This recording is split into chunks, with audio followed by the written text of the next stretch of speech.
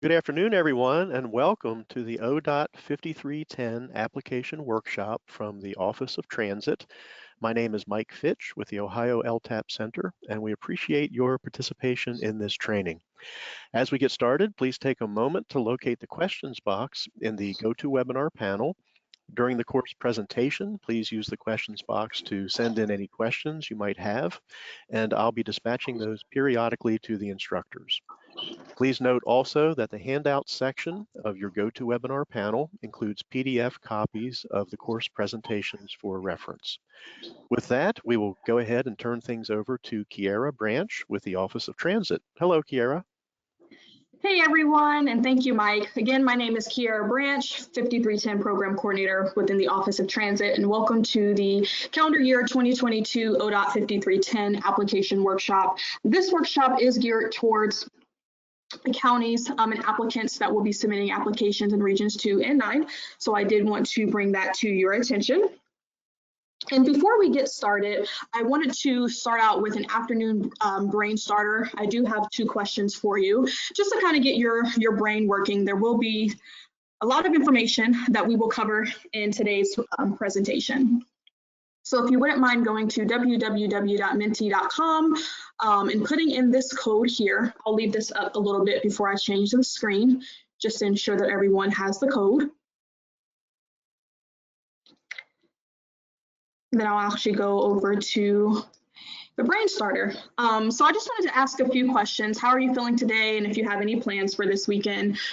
I know with COVID, I don't really get a chance to interact with a lot of you all the time or face-to-face, usually just through email and also through or Teams meeting if we do have a meeting, but just kind of wanted to gauge the audience and see how everyone is doing today. If anyone has any fun plans this weekend. And you're able to use the code and actually type within the box.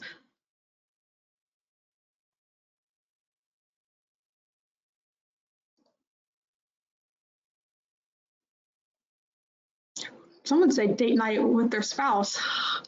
Lucky you, napping. That will definitely be me all weekend. I'm excited for spring as well. I have my blinds open and probably going to crack my windows just a little bit. But yes, definitely enjoying the warm weather as well.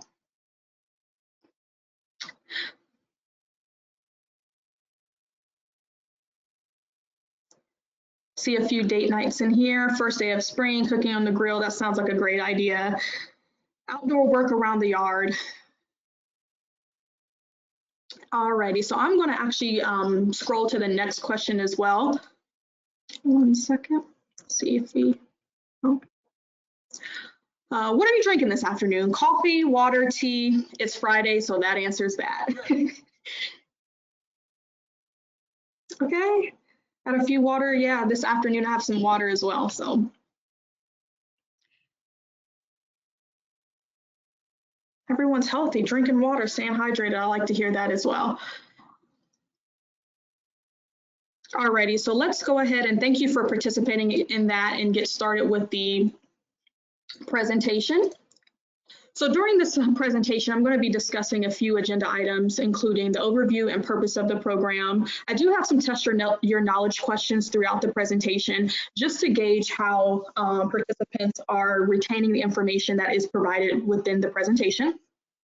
Discussing the eligible projects within the 5310 program, going over some new documents for calendar year 2022, discussing the ODOT regional scoring collaboration that's starting in calendar year 2022 applications, as well as opening the floor for questions.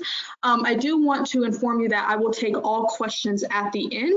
So if you are putting your questions in the chat box, which is completely fine throughout the presentation, just please make sure that you are being specific with the questions that you are asking, if it pertains to a particular slide or maybe just some information that I went over, because once I get to the question section, I want to make sure I'm addressing your question correctly. So the purpose of this specialized transportation grant is to enhance the mobility of seniors and individuals with disabilities by removing barriers to transportation services and expanding those transportation options that are available. So when ODOT is reviewing applications, scoring applications, and selecting projects for funding, we're really looking to see how this specific project you're applying for, how does it fit within the goal and purpose of the program? How does it actually remove the barriers of transportation, and how this specific project will enhance transportation options for seniors and individuals with disabilities. So when you are filling out your project description document within the application, really just kind of keep in mind the purpose of the program and what the program seeks to do and the goals of the program. I also want to mention the FTA, how FTA defines a senior and a person and an individual with a disability, so that when you are submitting your application, you're just making sure that you are in compliance with how these segment populations are defined. The FTA defines a senior as anyone, any person age 65 or above, and then an individual with a disability. So the term disability means with respect to an individual that has a physical or mental impairment that substantially limits one or more major life activities. The coordinated plans. Any project that is selected for Section 5310 funding must be included in a coordinated plan and went through the coordinated planning process. So again, ODOT will be looking at, especially for calendar year 2022 and beyond, ODOT will really dig through that coordinated plan, and in this case, the regional coordinated plan, to ensure that projects have went through that vetting process and projects are aligning with the goals and strategies within that plan. And ODOT also has provided a coordinated plan template and guidance that we have to ensure that when you're making changes and updating your plan, you are following the guidelines as well. I know prior to, and I want to speak to this, prior to Olivia transitioning out of her position, she did mention, and she handled the coordinated planning process, and she did mention ODOT utilizing one coordinated plan moving forward. So starting calendar year 2021, just now, individual counties will no longer submit a individual county coordinated plan. You will work with the regional coordinated agency and to develop one plan that would be utilized going forward. And ODOT has developed roles and responsibilities for not only the regional coordinated committee, but also the county coordinated committee as well, in terms of what roles are assigned to which committee and how you will work together and collaborate to create that one plan. Now, of course, I'm not going to read all of these, as I know you can read, and I don't want to bore you with the details, but writing and updating the regional plan, that is a role of the regional coordinated committee, whereas a role of the county coordinated committee would be providing vehicle information for tables. So definitely make sure that you're aware of the roles and responsibilities of each committee when you are providing that information to the other committee. In addition to that, ODOT is building out additional roles and responsibilities. So if there is anything that needs to be updated, that communication will be made to both committees as well. So a few eligible projects within the 5310 program include operating assistance, preventative maintenance for active 5310 funded vehicles, vehicle projects, as well as computer hardware and software equipment to support vehicles that serve the program purpose. And throughout the presentation, I will, go into detail about each of these projects and all of the requirements for the projects. Then here's those test your knowledge questions that I did warn you about. If your project receives funding under Section 5310, is it required to be included in a coordinated plan? In this case, for this presentation, the regional county coordinated plan. And you can utilize the chat box to just put your answer in the chat box.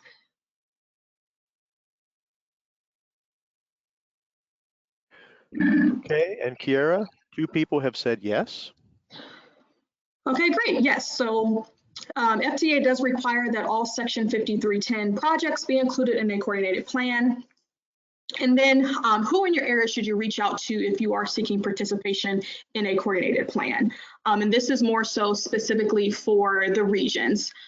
So if you're not in a region, you would reach out to your lead agency, but for those counties that are in a region, you would actually reach out to, and I'll let you answer before I give the answer. So Kiara, people are typing in RCA or lead agency, mobility manager of county, Omega, MVRPC, mobility manager. regional coordinating agency. Okay, so I see we do have a few questions there, and I do apologize. I probably should have thrown this in the previous slide, but you will reach out to your regional coordinated agency to seek participation in that plan. So the RCA is serving and acting as the lead agency in your region. So that is who you will reach out to if you are in regions 2 and 9 of those RCAs for information and how to be involved in that plan. So again, vehicles are another project that's eligible for 5310. If you do receive a vehicle through the 5310 program, it will need to be utilized for the program related needs for which the Section 5310 grant is made. So removing barriers to transportation services and providing transportation for seniors and individuals with disabilities. I also want to mention, because I do receive questions, if there are individuals that are not in those segment populations that can also utilize the transportation services, and that is correct. As long as that transportation for other segment populations does not impede the transportation for seniors and individuals with disabilities, then that is completely fine. It is crucial that subrecipients comply with all of the contractual rights requirements, for the use of the vehicle until it has met disposition, and that disposition has been approved by ODOT. If the vehicle for any reason is no longer needed for the original project purpose, then please contact ODOT immediately so that we can see how we can best utilize that vehicle and repurpose that vehicle within the program. So the vehicle ordering process. Wanted to take some time here because I think this is where I get most of the questions, or a majority of the questions, as I have received a majority of vehicle applications. So let's say you have applied for a vehicle project and you have been awarded a vehicle project. The first step is receiving the contract. So ODOT will generate the contract for that vehicle. If for any reason you've applied for another project, let's say a capital maintenance project or an operating project, that information will also be included on the contract as well, such as the project type, as well as the total project cost, federal and local share. Once you have received that contract, the authorizing official will sign that contract, execute it, and send it back to ODOT. Once ODOT has received the contract, that is when we will send over to you the vehicle cost worksheet. This vehicle cost worksheet looks very similar to the vehicle cost worksheet that is within the 5310 application. Once you have received that vehicle cost worksheet, you've filled it out, you've selected your vehicle vendor, and you've selected all of the vehicle specifications, you will sign that form, and then you will send that form over to the vehicle vendor that you've selected on that worksheet. Once the vehicle vendor has reviewed the form, confirmed it's in good order, the vehicle vendor will then send that form back to you, or back to the agency. Once the agency has received the form back from the vendor, the agency will then send that form over to ODOT. That will generate a local share invoice. So once ODOT has confirmed we received the vehicle cost worksheet, I will invoice the agency for the local share payment of the vehicle. The local share payment, or the local share invoice, will have the information about the vehicle type, when the local share payment is due, and then what the local share payment actually is. It's usually due within 30 days. Now, with that being said, if for any reason you're having trouble or any issues with submitting your local share invoice, I do encourage you to reach out to me so that I can work with you in regards to when that payment will be submitted to ODOT. Now, once the local share payment has been submitted to ODOT and ODOT has confirmed we've received it, that is when I will request a purchase order from our financial department. Once the purchase order has been generated, I will send that purchase order along with that signed vehicle cost worksheet to the vendor. The signed vehicle cost worksheet will confirm what information is on the purchase order to ensure that the vehicle specifications are correct and they check out. Once the vendor has received that purchase order along with that vehicle cost worksheet, they have 180 days from the date that they have received that purchase order from ODOT to deliver the vehicle. Now, the vehicle vendor is not required to deliver the vehicle before 180 days, but if for any reason you've went through the entire process and you're just waiting on your vehicle and it does, pass 180 days, or we're past 180 days, please feel free to reach out to ODOT and I can work with the vendor to get the status of that vehicle and when you're expected to receive it. Again, I wanted to take some time to really go through the vehicle ordering process because I do receive a lot of questions regarding this process. And then also too, I want you to keep in mind, when you're looking to receive your vehicle, when you are applying for a vehicle project. The local share payment, again, is the 20% amount of the vehicle that the agency customized, and that amount will not only be on the vehicle cost worksheet, but it will also be on the local share invoice as well. FTA will provide the 80% funding for the capital project. So the agency is just responsible for the 20% local share. And then the invoice and the local share payment must be received by the due date. Again, that due date is 30 days from the date that the invoice has been issued. But if you are having any issues, please feel free to reach out to me and just make me aware of what is actually going on. And then a few sources of local match include dedicated tax revenues, net income generated from advertising, private donations. So you do have many options for a local share match. It just can't be from any other DOT federal program. But when you're filling out your vehicle cost worksheet, you might get a few questions regarding, what vehicle is best for your agency and kind of the specifications of that vehicle.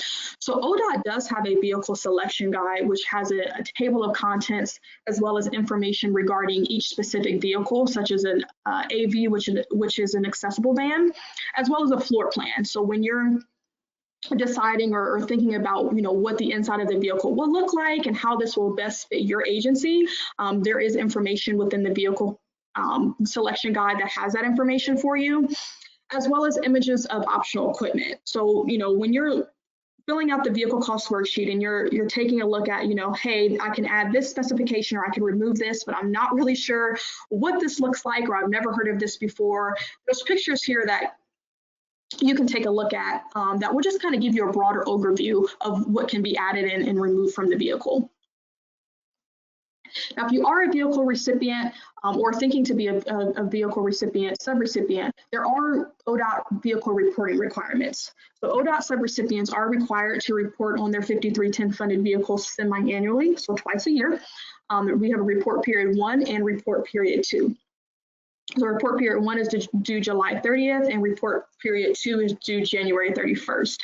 We do also provide the vehicle monitoring report in which you will submit your vehicle reports to ODOT using the form stack system. And ODOT will attempt to send reminders to subrecipients to inform you of when the reports are due and when they are coming up, along with the vehicle VIN document that shows all of the VIN numbers and active 5310 vehicles we have. As I know, sometimes it might be difficult to locate those numbers. However, I do encourage subrecipients to mark your calendars and bookmark the link just to ensure that you are submitting your reports on time. Failure to submit those reports can result in a penalty on future 5310 funding opportunities. So there is scoring that is designed and created around the report. So you definitely want to make sure that you are submitting those reports on time and you are submitting those reports. If you are having issues submitting the reports, please feel free to reach out to me. I can definitely provide you with the resources to submit that report. For example, if you're not sure of the actual VIN number, I can definitely take a look in our database to see what that actual VIN number is for you. And then subrecipients are required to report on their vehicle until it has met disposition. And once a vehicle has met disposition, so it's met the age and mileage requirement, the subrecipient can fill out a disposition request and submit that form to ODOT. And that disposition request is actually submitted through our form stack system. So once you have submitted your disposition request, ODOT will review that request and then determine if it is eligible for disposition. Once ODOT has determined it is eligible for disposition and that disposition has been approved, then ODOT will send a release of lien letter along with the title to subrecipients. Now, I want to pause here just for a second because there are times when ODOT does not have the title for a specific vehicle, or for your agency. So, for example, there has been a lot of transition. For that vehicle might be 10 years old, and there's been staff transition at ODOT or there's been staff transition at your agency, and so that either that title has already been sent out and maybe misplaced. I want to let you know that I will go ahead and send out a letter that you can send out to your county of clerk's office that you can take as proof that the lien has been removed. And you can actually get a replacement title. So even if you don't receive the title, that's fine. The letter that we send, you can utilize as proof that the lien has been removed and you will be issued a replacement title. However, if you do submit your request and it has been denied, you can always resubmit the request once the vehicle has met disposition. However, you are still required to report on that vehicle until it has met disposition. And ODOT also has a disposition guidelines chart as well that just gives you an overview of the vehicle type and then the age and mileage requirement. So for example, if you have an SMV or an MMV, there's the age and mileage requirement of 5 years and 120,000 miles, 6 years and 150,000 miles, or 10 years. So it can be age and mileage or one or the other, depending on the actual vehicle type. And then here are those test your knowledge questions again. So are your vehicles considered a capital or an operating expense? Okay, we'll see what people type in.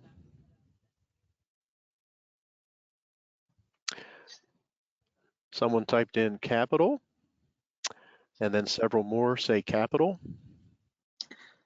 Okay, great, thanks, Mike. Yes, so vehicles are considered capital expenses. And then what percentage will FTA provide for the capital expense? Or the capital project? First response, 80%, 80, 80, 80. Okay, great, this is a great group. Yes, that is correct, so 80%. And then how often are you required to report on your 5310 funded vehicle? And looking for responses, someone says 2 times per year, semi-annual, 2 times per year, twice per year, every 6 months. Great, perfect. So yes, you are required to report on that vehicle semi-annually. And again, ODOT will attempt to send reminders along with the reporting requirement form, but definitely just please mark your calendars or feel free to reach out to me. And then what are a few eligibility requirements that deem a vehicle eligible for disposition? Okay, looking for responses. Age and mileage, miles, age and mileage, mileage and year, mileage, age, yeah. Great. Yeah, so that's correct. Age and mileage or one or the other, just dependent upon the actual vehicle type. And then you have a 2013 Dodge MMV with 124,000 miles. Is this vehicle eligible for disposition? Someone said no. Someone said yes. Another yes. Another yes. Okay, so we did, I want to answer this question first and then go back because we did get a no, so I just want to make sure that I'm not missing anything in the PowerPoint or the presentation. But yes, according to the chart, the vehicle has satisfied the age and mileage requirement for disposition. So on the vehicle chart here, you'll see that again, the MMV is 5 years and 120,000 miles. For this specific vehicle, it's a 2013 Dodge, so it's well beyond the age requirement, and then it also has 124,000 miles, so it's also beyond the mileage requirement as well. So just utilizing that chart to ensure that the actual vehicle that you are wanting to dispose has met the requirements, age and mileage, based on that disposition chart. Capital maintenance is another project that is eligible under 5310. Capitalized maintenance costs are related to active 5310 funded vehicles only. And again, I stress active 5310 funded vehicles. So this is not a grant for vehicles, other vehicles within your fleet, only those vehicles that are 5310 funded. And capital maintenance is defined as all activities, materials, and services, associated costs required to preserve and extend the functionality of that vehicle. The Uniform System of Accounts, the USOA, can be referenced when you are determining eligible activities under the capitalized maintenance grant. So for returning applicants or returning capitalized maintenance and operating assistance applicants and new applicants as well, if you do receive a capitalized maintenance grant, you'll actually receive with that a capitalized maintenance invoice. Within the invoice, you'll see there are different line items in which you can claim expenses. The USOA you can reference when you are thinking of an expense that you're seeking reimbursement for to ensure that that expense or that activity is eligible for reimbursement. And the USOA I do have within the presentation. I do believe Mike uploaded it in the chat box. Capitalized maintenance does follow a reimbursement process, so subrecipients will submit invoices to ODOT on a quarterly basis, and you can submit those invoices to me via email once you receive those. Invoice due dates are as follows: April 15th, July 15th, October 15th, and February 15th. And if you have any questions regarding your invoice, please feel free to reach out to me as well. Equipment is also another eligible project within the 5310 program, which includes computer hardware and computer software equipment that supports 5310 funded vehicles and or operations that seek to remove barriers of transportation for individuals with disabilities and seniors. And a few examples are radios for buses, office equipment, and scheduling and dispatching software. ODOT will reimburse 80% of the total project cost up to the contract amount. And within this presentation, there are two examples following the process for reimbursement as well. So in both examples, the radios must be procured and purchased by the agency before ODOT will issue the funds. I do encourage subrecipients, if you are, or I require that subrecipients, if you are a recipient of a computer hardware software equipment project, that you notify ODOT before you actually purchase that item, so that ODOT can make sure that you are going through the correct procurement process, as well as filling out the correct procurement documents. And then once that information has been confirmed and approved, you can proceed with actually purchasing that equipment and then sending that invoice and documentation over to ODOT for reimbursement. And again, your procurement just depends on the actual purchase, if it's a small purchase, a micro purchase, or a large purchase. Again, and ODOT will let you know that depending upon the actual price of that equipment. Operating, again, is another 5310 project that is eligible within the 5310 program. And operating works a little different than capitalized maintenance for several reasons. One is that the reimbursement is a 50-50 split. So ODOT will reimburse 50% of the operating costs, and then the local is responsible for the 50% of the operating costs or local match.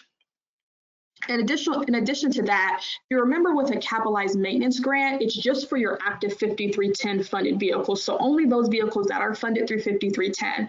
However, for operating, this grant can pertain to all of the vehicles in your fleet, regardless if those vehicles are included in the 5310, if you've received those vehicles through 5310 or not.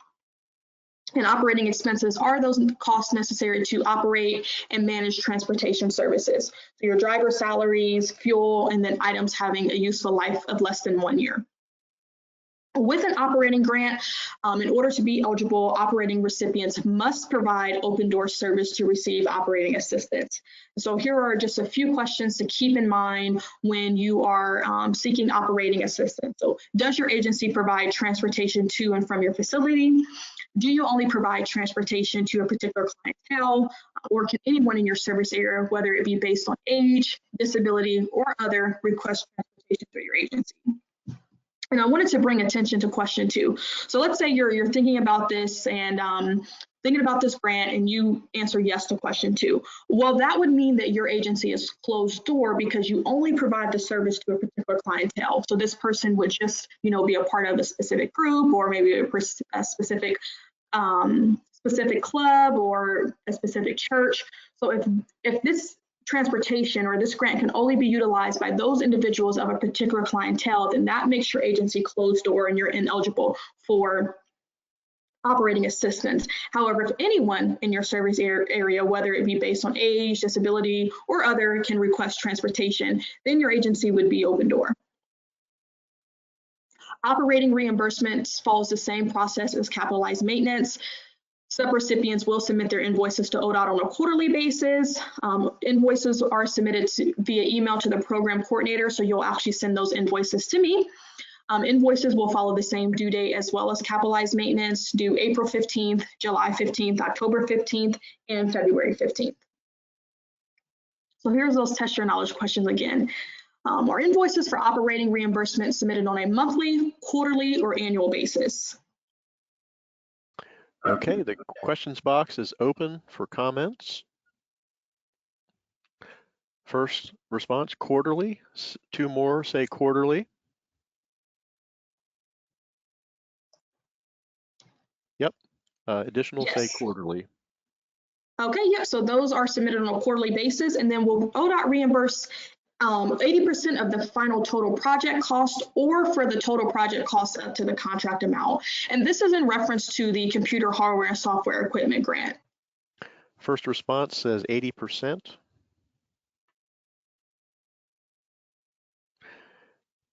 Yes, 80. Okay, so yep, so ODOT will reimburse 80% of the total project costs up to the contract amount. And then what percentage will ODOT reimburse for operating costs? Several responses say 50%. Okay, great. So this is a great group. Everyone's retaining the information, so I'm really happy about that. Application. So I know this is what everyone's been waiting for. So how to apply? So the letter of intent is due each year. Usually it's due in February. The date does change, but congratulations to everyone whose letter of intent was approved, hence the reason you are at the mandatory application workshop today. And again, this is a application workshop that's geared towards those applicants that are located in regions 2 and 9. The Specialized Transportation Program is a competitive program with an annual application, which with scoring in place as well. So the application will be online through ODOT's grant management system, which I'll actually go through BLACKCAT as well, so that you're familiar with how to log in, or the system that we use to submit the system you will utilize to submit the application. The application will be published this Monday, so March 22nd, and I'll actually send out an email once the 5310 application has been published and you are able to begin downloading the application. And then applications will be due Friday, April 30th. A BLACKCAT account setup. So if you are a new subrecipient, again, the application, 5310 application, will be submitted and uploaded in our BLACKCAT system. And I have our data program coordinator's contact information here, Joachim Bean. He can help you get set up with your BLACKCAT account. If you're having issues with accessing your BLACKCAT account, but you do have BLACKCAT, please let me know. I can get you in contact with Joachim and we can work through that process with you. So there are a few documents that do require signature and approval, and I want to kind of bring your attention to these documents so that, you know, everyone's working from home, completely understand. I want to make sure that no one's waiting to the last minute to get the required signatures for these documents. So the authorizing resolution, search and assurances, local match certification, application certification, and then your general applicant form, which is new, are documents that do require signature. And I want to go over the general applicant form, which I'll actually pull up for you.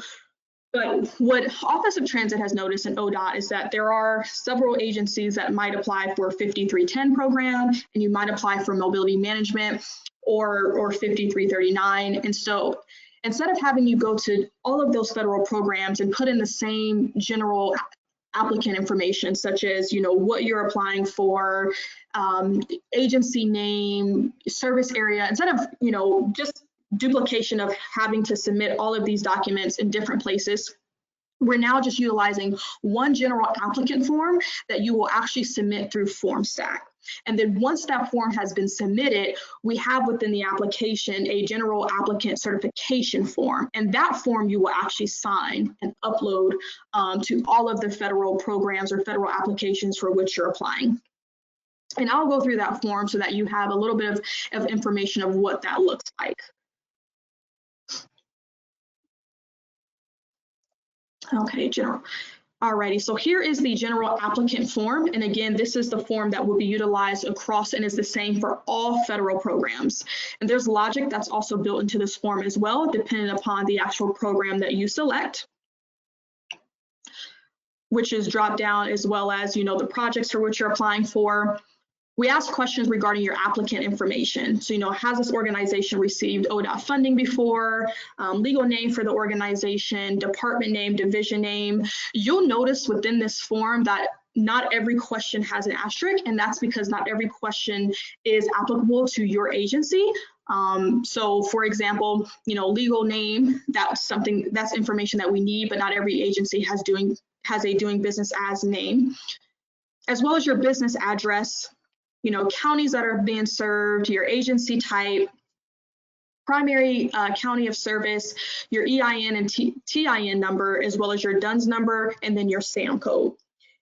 If you do not have a SAMS code, and you will need to register for a SAMS code, and I can send you the link to that SAMS registration.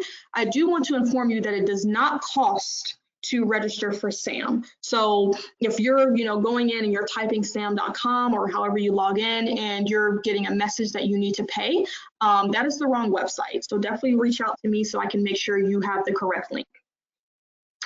We also ask questions about your service area for the projects that you're requesting.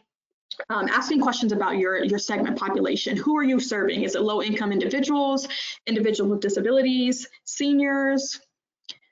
And then the applicant contact information. This is where we kind of really dig into the weeds of this document. The program contact. Who should ODOT reach out to for program-related matters?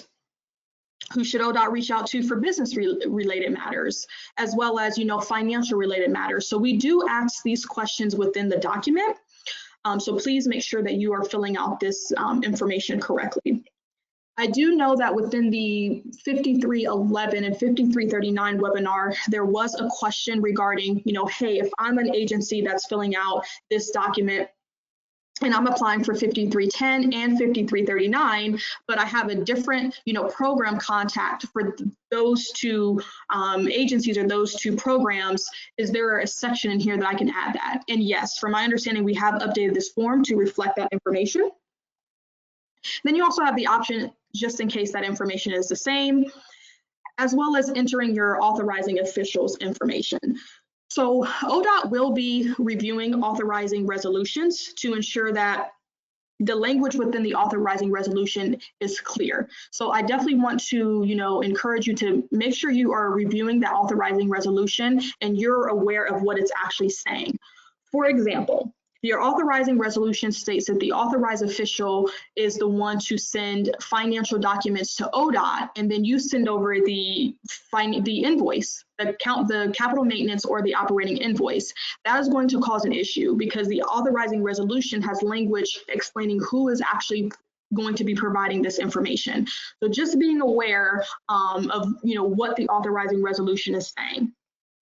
And what that authorizing resolution is saying that authorized person is able to do. We also ask about your technical capacity as well, describing the organizational structure as it relates to these projects for which you're applying for. And then selecting all of the policies and procedures that are currently implemented at the organization. These do not require an upload. This is just a check, yes or no. And then we have attachments here as well. So attaching the authorized resolution, the certs and insurances document, as well as your agency audit. If you are a returning applicant to the 5310 program, you'll notice that these documents here used to be in the BLACKCAT system where you would just upload them, but now you will be uploading them to this document. Once you have completed that general applicant form, that is when you will complete the certification form and upload it to your BLACKCAT application. And this is what this form looks like. This form is what the authorizing resolution or the authorizing official will sign.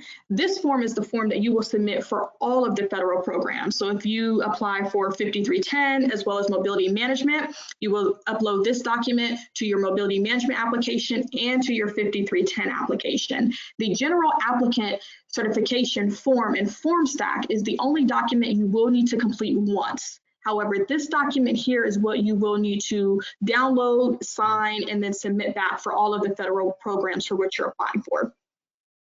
And it has background information regarding the actual form, as well as a link, just in case you, forget that you will need to submit that document. You can click that link here and then fill that out and sign it and upload it. Important documents is also new within the 5310 application. So again, if you're a returning applicant, you'll notice that the 5310 application in BLACKCAT is a little shorter this year.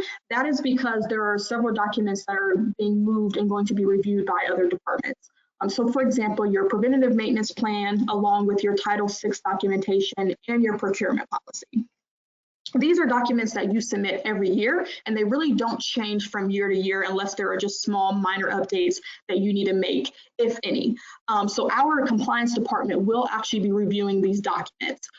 For new applicants, once you have submitted or once you have set up your BLACKCAT account, you will go to your profile and you will actually upload these documents to your profile. And I'll take one moment to go ahead and pull BLACKCAT up for you so that you are able to see where you will upload these documents. And I'm hoping that my BLACKCAT did not time out for me. Okay, perfect. So once you are in BLACKCAT, what you'll actually do is, I'm just going to pull just a quick organization up here really quickly. You're going to go to your important documents section. So that'll all be right here for you. You'll go to your profile and you'll go to important documents, and then you'll go to categories and you'll select compliance review. Once you have selected compliance review, that is when you will select which document you're actually uploading. So again, it was only 3 documents: your Title VI documentation, your procurement policy, and then your vehicle maintenance. Once you have selected document type, that is when you'll get this blue toggle here that will actually allow you to upload that form. So you'll actually do that for all of those 3 documents. Once that has been submitted, you're good to go, and our compliance department will review those forms. If they have any questions, they will reach out to you. As well as your vehicle inventory. So this is another item that is in BLACKCAT as well. And this is pertaining more to those applicants that currently have 5310 funded vehicles. So if you currently have a 5310 funded vehicle, making sure that your vehicle inventory section in your BLACKCAT profile is updated with the vehicle inventory ID number, as well as the mileage and age of that particular vehicle. What's also new is the coordinated plan support document. I'm going to stop right here because I know you guys are probably thinking there's so many new documents, they have to be uploaded in so many places. What is going on? Completely fine, completely understand. I want to let you know that within the 5310 application in BLACKCAT, the first document is the application checklist.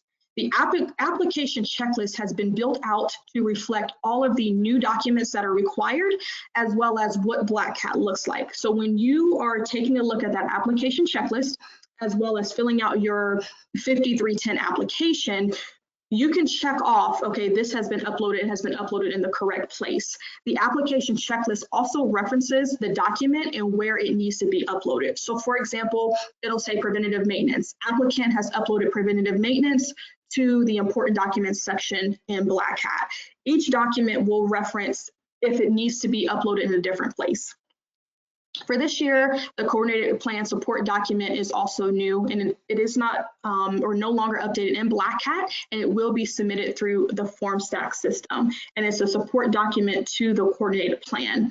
And I'm going to pull that document up so that we can also go through that as well, because it is very important in this application cycle, as there is scoring developed around this particular form.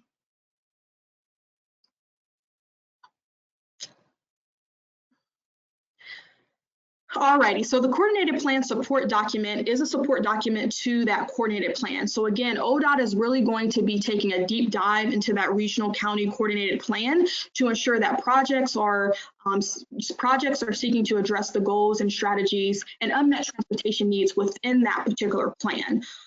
So this document here is broken up into 3 different sections, and I'm just going to scroll down just quickly and then scroll back up to go through them.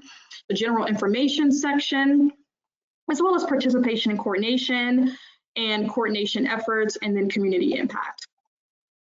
So again, general information, very simple and straightforward: organization name, applicant name, email address, and then the counties that you serve. This is pretty much straightforward. this is where we kind of dig again into the weeds of the form. Participation and coordination. Is your project listed in the coordinated plan?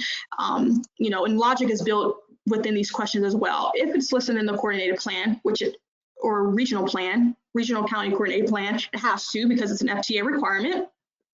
Providing information of where it's located in that plan. Are you the lead agency of that coordinated plan? Is this project supported by the lead agency or the RCA within your area? This form has been created by not only ODOT, but the RCAs as well, as we're kind of digging through, the regional coordination of these projects. So it says lead agency here because this is an entire form for all of 5310 applicants, not just those applicants that are Region 9 or 2. So again, is this project supported by the lead agency RCA in your area? And did you submit all of your transportation provider information to the lead agency? So this is very important as well, because as you'll see, there's scoring that is developed around this question. Are you participating in the coordinated planning process? Are you, providing that information to the RCAs and those who are developing that plan? Are you providing all of the information necessary to complete the plan? And then the coordination efforts, describing your level of participation in the coordinated planning process, listing the specific goals and strategies from the unmet needs in that county or regional plan that your project is seeking to address, as well as, describing how your project will address each of these unmet transportation needs.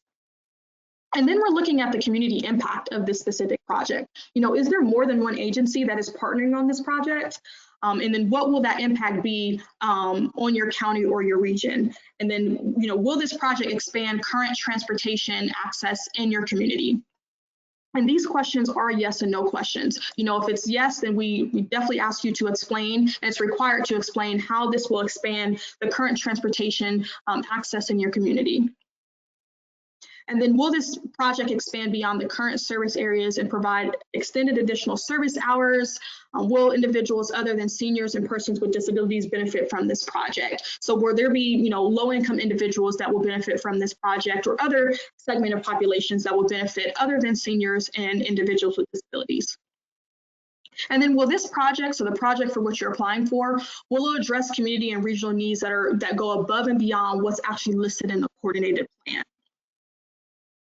And then we also have a question here explaining the impact if your project is not selected. So last year, one thing that ODOT has started new within the 5310 program is the exit interviews. And so when going through the exit interviews, I noticed that it's been difficult for agencies to really talk or explain within the application how not receiving funding can impact their project. And so that's something that I when I'm taking a look at applications, I want to see.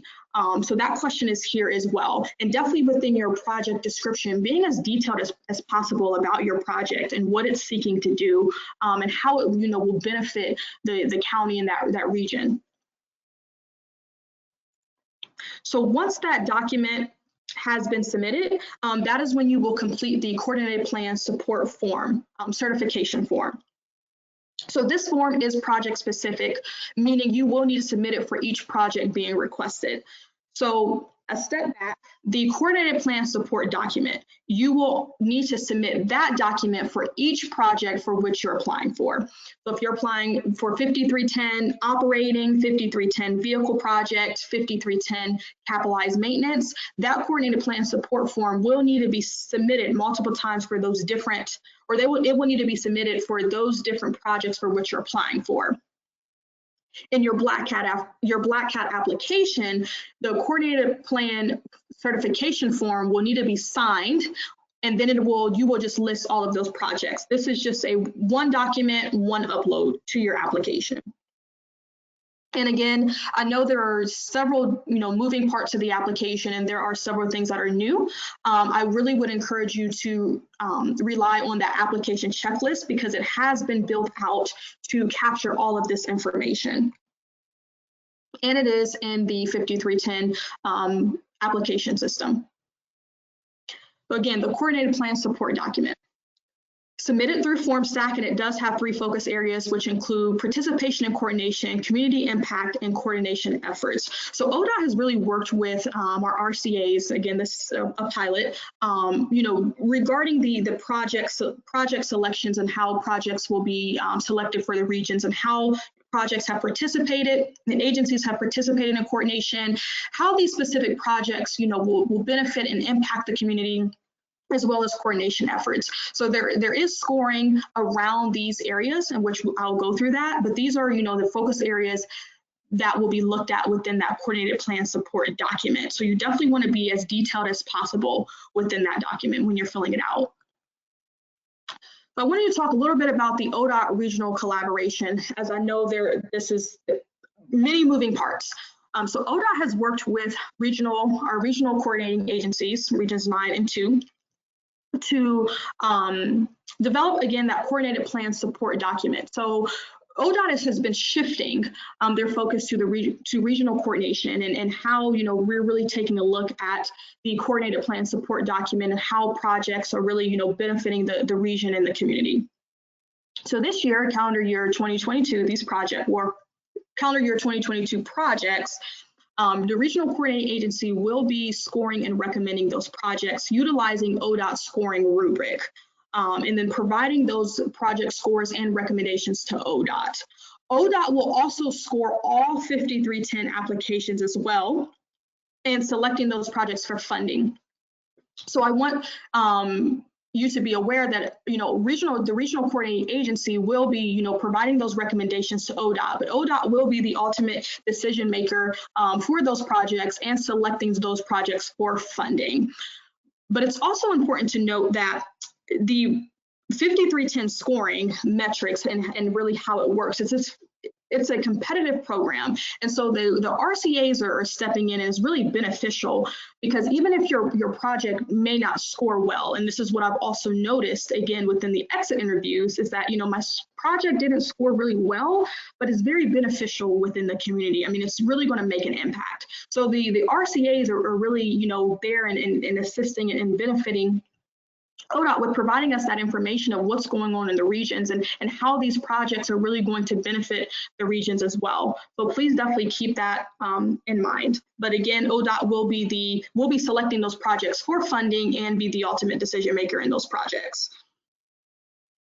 Again, so the participation in coordination section, you'll notice that as you're going through your application, this will be the updated scoring for that coordinated plan support document. So we're asking if you have submitted your letter of support from the lead agency. Points built upon that, as well as, have you submitted additional letters of support from community partners? If you receive the letter of support from the lead agency, are there additional letters of support from community partners, such as a local hospital? Are there other individuals within the area or other human service agencies within the area that are also supporting the project as well? That's additional points that you'll receive. Has the applicant submitted transportation provider information to the RCA? So again, we've heard that it's been difficult with receiving provider information, so they're scoring around that, making sure that you're providing the RCA with that provider information as you guys are working together to develop that regional coordinated plan. And then community impact. Again, are there additional partnering agencies that will be collaborating on the project? Will the project address community and regional needs that go above and beyond what's actually addressed in that regional and coordinated plan? This points centered around that as well. And then are there any additional segment populations that will benefit from the implementation of the project aside from seniors and individuals with disabilities? So we're again taking a look at how this project really levels out within that plan, as well as coordinated efforts. So again, the regional and county plan does have unmet needs as well as strategies and goals for addressing those unmet needs. So how does your project address those two or more transportation needs, or does it address at least one transportation need or the number one unmet need within that that coordinated plan? So again, those are just some of the items that we're going to be taking a look at and really taking a deep dive in ensuring that ODOT is successful and efficient in funding projects. Project selection. So again, the 5310 program is a competitive process with scoring in place, and it's fiscally constrained as well. We can't fund every project. I really do wish that we can. I know I tell Macy all the time, there are so many, I mean, every project ODOT receives is a good project, but with scoring in place, and it being fiscally constrained, you know, we do have that in place, and unfortunately not every project can be funded. So just making sure that within your project description and within your application, you're really painting the picture for ODOT of this particular project. And then reduction in points. So you can have points reducted from your application if for any reason that application is sent back to you. So once you submit it through BLACKCAT, and there might be a document that's missing, or you've uploaded an incorrect document, and that document has to, or that application has to be rejected and sent back to you, and you have to upload that and then send it back to ODOT, you can lose points for that. As well as, you know, your vehicle utilization, your trips, mileage, days operated, if you have reported within, you know, for that vehicle, you could lose points there as well. I also wanted to talk about upcoming calendar year 2023 scoring criteria. So for operating assistance applicants as well as capital maintenance, ODOT is going to develop scoring around drawdown history. So ODOT has been taking a look at the drawdown history of our operating assistance and capitalized maintenance subrecipients to ensure that you are budgeting correctly and efficiently, and not, you know, having substantial remaining balances on the contracts, because that makes it hard when we are difficult when we are selecting projects and you're you know, leaving a substantial amount of money on the balance, and making sure we're not requesting from FTA more than what we actually need and budget for the program. So we'll be definitely taking a look at that drawdown history as well, and how much, you know, is the minimum drawdown and how much is remaining on the contract. Now, are you required to draw down 100% of your contract award? No, you're not required to draw down 100%. It's a possibility you might not draw down 100%, but that is why we're taking a look at historical data to see, you know, across the board kind of what, you know, those remaining balances are, so that we can develop efficient scoring around that, as well as budget rollovers. So within the 5310 program, we're going to be starting fresh every year. So even if you have a remaining balance, you will receive a contract closeout letter, which will inform you of your contract balance and what will be returned to ODOT. So please definitely be aware of that funding will not be rolled over into the following calendar year. So just making sure that you are budgeting efficiently and correctly when you are submitting your application, your budget to ODOT. Again, some important dates to consider. The application, again, will be published this Monday, and I will send an email once that application has been published. Applications are due Friday, April 30th. And once the applications have been submitted, the application review and scoring will take place through May and June. During this time, the RCAs will also be scoring those projects utilizing ODOT's scoring metric, as well as providing those recommendations to ODOT. Project recommendations from ODOT will be sent to ODOT leadership in the month of June, and then award announcements usually will be made in July. ODOT does have a new webpage, so I definitely would encourage you to check that out as well. And there's additional information that has been added on the Specialized Transportation Program site. I do try to keep this updated with all of the information and documents that you need, so it just is easier to go to the website and download those forms. But if there's anything that's on the website that is not accessible to you, please let me know, and I can make sure that form or document gets to you. And then all 5310 subrecipients are subject to technical assistance reviews, so TARs, and agencies are really chosen based on a variety of risk factors, including the number of grants that you have, you know, those funded projects, your reporting history, you know, have you reported on the vehicles or have you not reported, if you have any new administrative staff. The TAR will cover all of the 5310 awarded projects to ensure you're compliant with the program guidelines. So for example, if you apply for a vehicle capital maintenance, and operating, and you receive all of those awards, then the TAR will cover all of those 5310 awards, not just one or the other, but all of those. And then a questionnaire will be sent to the agency and must be returned to ODOT before ODOT completes that TAR and that site visit. And then after the review, the agency will be sent an official report with any action plan. So if there's any deficiencies that are identified within the report, you will need to complete that and send that back within the specified time frame.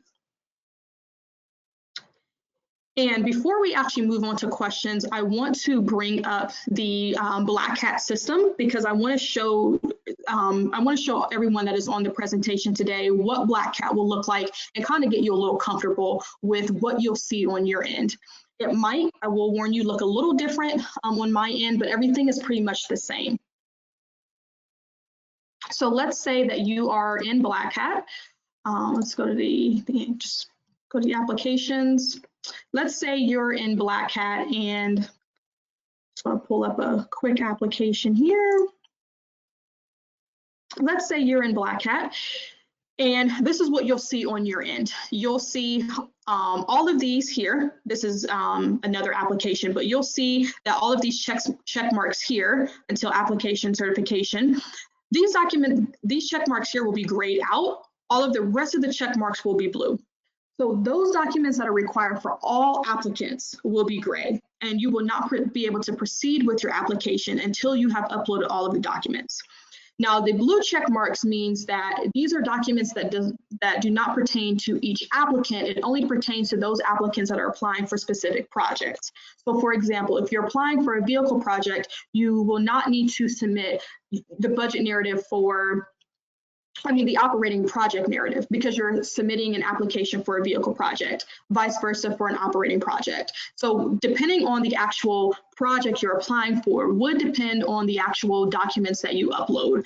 But again, those here that are gray, you'll know that you need to upload those. And then these here that are blue, you'll know that these are just dependent upon if whatever project you're applying for.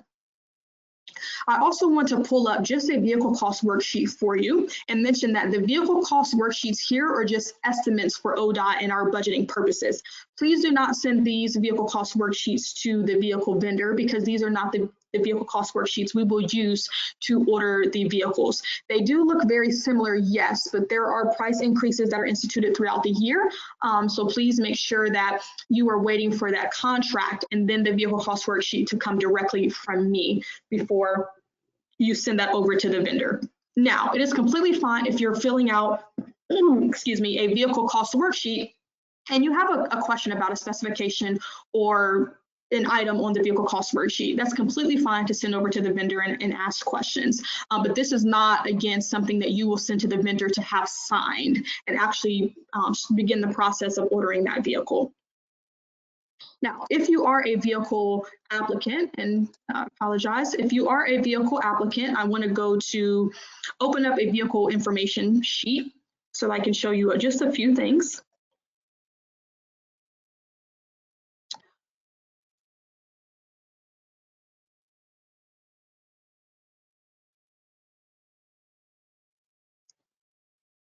Okay, so if you're a vehicle applicant and you are filling out your vehicle cost worksheet, you are going to want to reference the grand total cost within your application when we are asking or requesting the actual price of the vehicle. You will not reference the total cost. If you do reference the total cost in your application and not the grand total cost that populates here, I will unfortunately have to send your application back to you, and that will cause you to lose points. So please be aware that when you are filling out these documents, you are referencing the grand total cost and not the total cost. So just putting the grand total cost in that document. And then I'm going to open the floor for questions.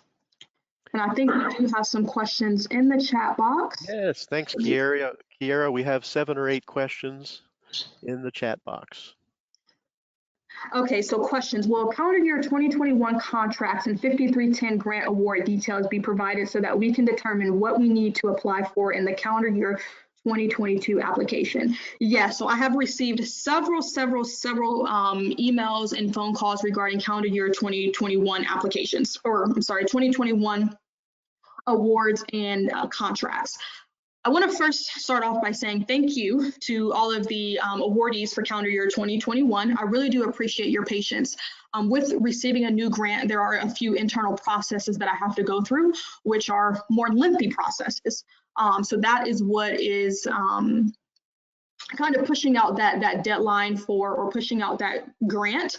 But I will provide you with details, and hopefully, fingers crossed, I will be able to send out all of the contracts to you hopefully within the next couple of weeks. Once the contracts have been sent out, everything will just kind of, begin rolling. Once the contracts have been executed, vehicle cost worksheets will be sent out along with those invoices for operating and capitalized maintenance recipients. But you will receive an email once I have all of that information updated and I can begin sending out those contracts.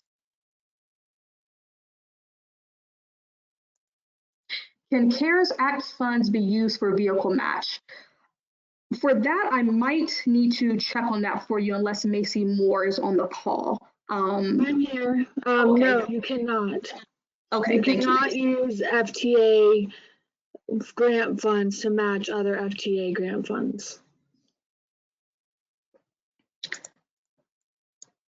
Okay, thank you, Macy. I think we need a SAMS code. Okay, I can send, for the person that asked this question, I can go ahead and send you the link to the SAMS code. We actually paid a few weeks ago, and now I'm hearing we shouldn't have.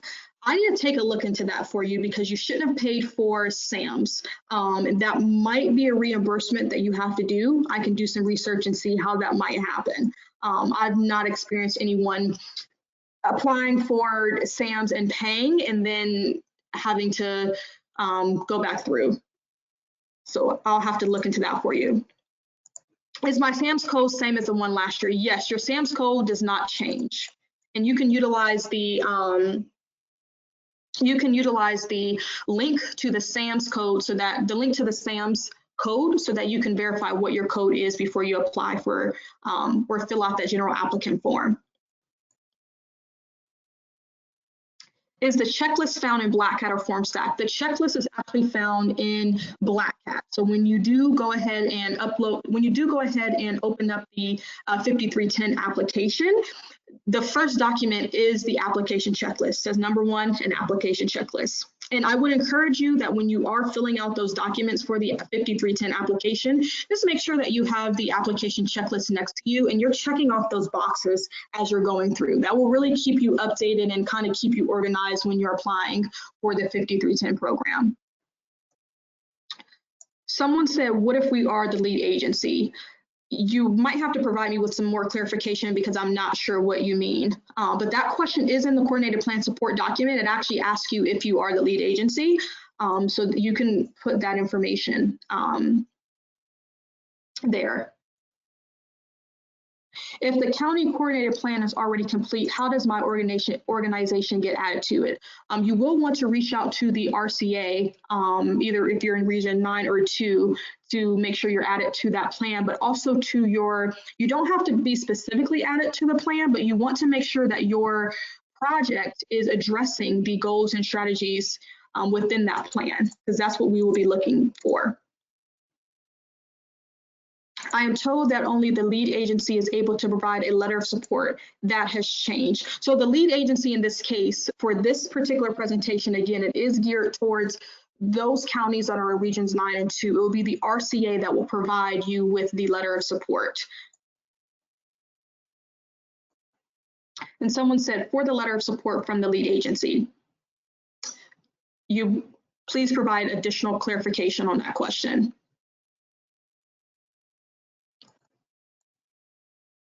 I think here they're saying if what if you are the lead agency? Okay, this letter of support. Okay, I see what your question is. If you are the lead agency, will you provide the letter of support? That is a good question. Macy, you might have to jump in here because we don't. You won't. They need a letter of support from Omega and the RPC. So it's no longer these county agencies. Omega and MVRPC need to provide the letter of support, and so since Omega and MVRPC are not agencies seeking funding through ODOT's 5310 program, there shouldn't be an instance where someone can't provide a letter of support.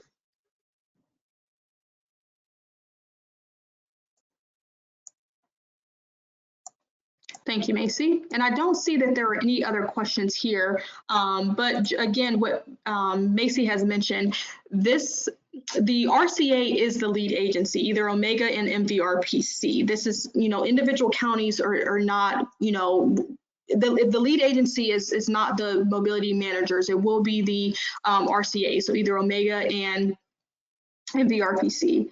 And yes, you can get a copy of your scorecard. You're able to request that, and the scorecard will also be updated in the program guidance and instructions document as well.